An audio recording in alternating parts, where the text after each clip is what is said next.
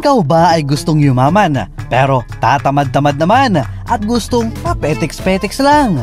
Sa video ito baka mahanap mo na ang career na bagay sa'yo. The Umano TV presents the laziest and craziest jobs in the world.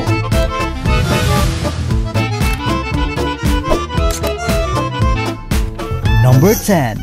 Professional Boyfriend.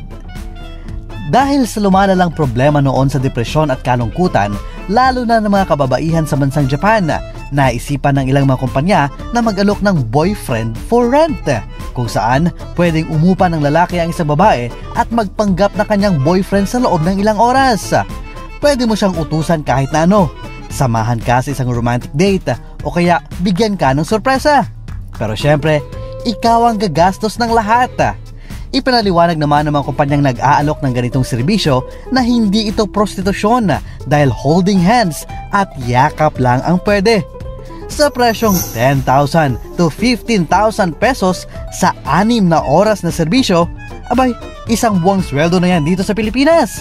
Pero alam nyo ba na dahil sa lumalalang problema ng kalungkutan ng mga tao doon, ay mayroon na ring girlfriend for rent at ang pinaka nakakagulat, mayroon din palang family for rent, kung saan pwede kang umupa ng nanay, tatay, kapatid at maging anak depende sa iyong kagustuhan. Katunayan ay may isang vlogger pa na sinubukan ng serbisyong ito, kung saan umupa siya ng asawa, isang anak at kanyang tatay.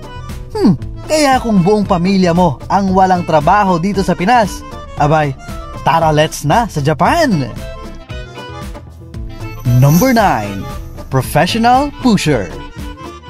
Sa bansang Japan pa din, alam nyo bang mayroong tinatawag doon na professional pusher? Sila lang naman ang tagatulak at tagasiksik sa mga tao upang kumasya sa tren. Kilala nga ang bansang Japan sa pagiging workaholic at on time lagi, kaya naman lahat ay nagkakandarapang makasakay at makisiksik sa tren upang hindi mahuli sa kanilang trabaho at appointments. Number 8. Professional Sleeper. Sawang-sawa ka na ba sa kakabunganga ng nanay mo dahil lagi ka na lang daw natutulog? Abay, oras na para pagkakitaan yan. Dahil alam nyo ba na pwede kang sumweldo sa pagtulog lang? Sila ang tinatawag na professional sleepers na binabayaran ng mga research institutions upang makapagsagawa ang mga scientists ng pag-aaral tungkol sa sleeping patterns and disorders ng mga tao. Ito na marahil ang pinaka-komportableng trabaho sa buong mundo. Alam nyo ba noong 2013 nagbayad ng $18,000 o halos 900,000 pesos kada tao ang NASA para sa mga volunteers na lumahok sa kanilang research, kung saan natulog lang naman sila sa loob ng mahigit 2 buwan. Number 7. Armpit Sniffer.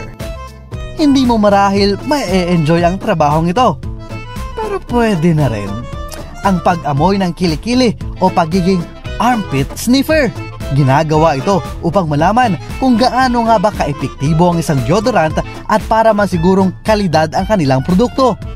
Ginagawa ang nasabing pag-amoy ng kilikili sa isang mainit na kwarto o kaya ay sa labas tuwing mainit ang sikat ng araw, kung saan minsan ay umaabot sa 60 kilikili ang aamoyin mo sa loob ng 1 oras. Ang sweldo, hindi raw bababa sa 1 milyong piso kada taon. Number 6. Chicken Sexer. Kung mahilig ka sa chicks, hindi yan. Alam nyo ba na mayroon ding trabaho na tinatawag na chicken sexer? Ang kanilang ginagawa, inaalam nila ang kasarian ng isang sisiw.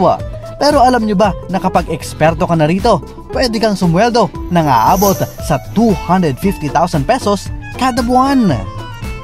Number 5. Professional Cuddler.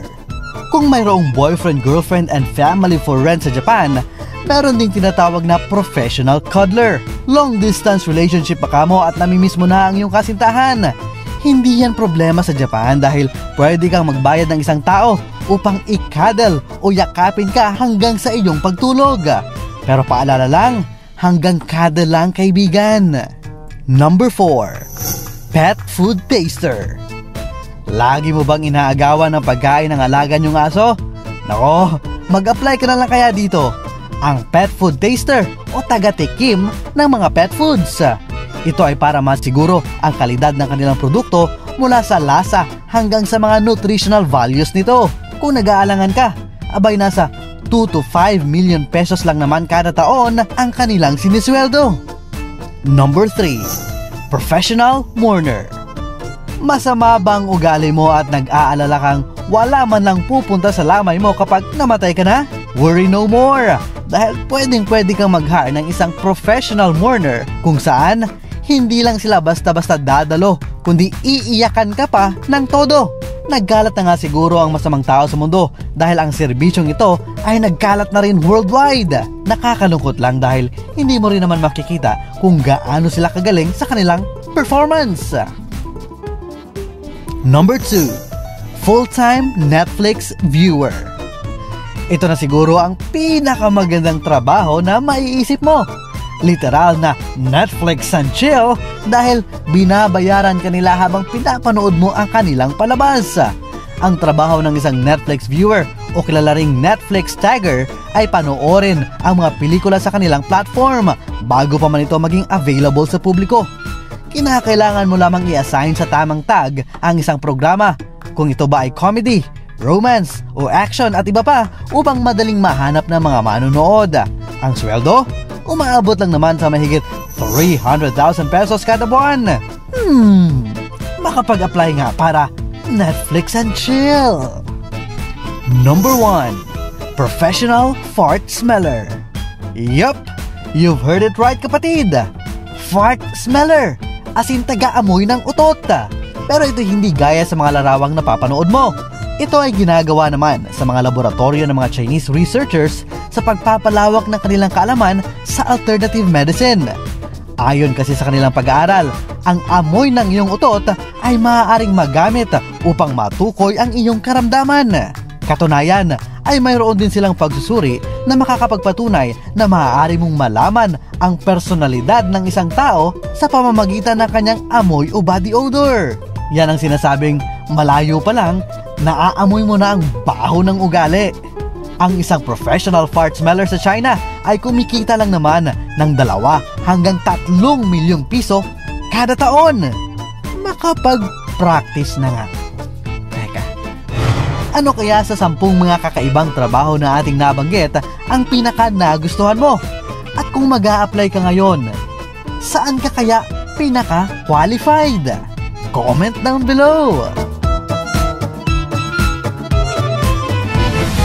Kung nagustuhan mo ang presentasyong ito, huwag kakalimutang mag-subscribe at pindutin ang notification bell para hindi ka mahuli sa mga susunod na mga kwentong di umano.